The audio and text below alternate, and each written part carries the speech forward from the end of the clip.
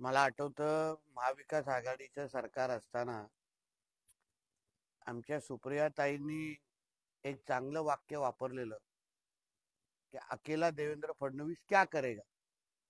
त्याचं उत्तम उदाहरण आज आपल्याला टीव्हीवर पाहायला मिळालं.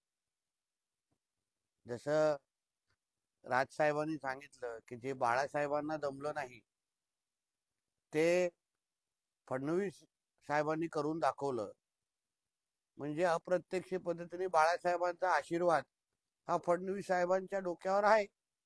कारण का ठाकरे कुटुंबाला एकत्र आणण्याचं काम हे आदरणीय फडणवीस साहेबांनी केलेलं आहे. आणि म्हणून अकेला देवेंद्र फडणवीस क्या करेगा याचं चांगलंच उत्तर सगळ्यांना मिळालं असेल.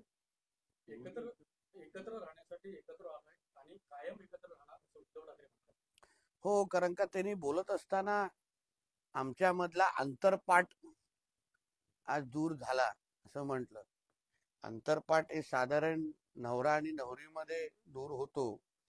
तर मला एक कळलं नाही की बाबा नवरा कोण आणि नवरी कोण.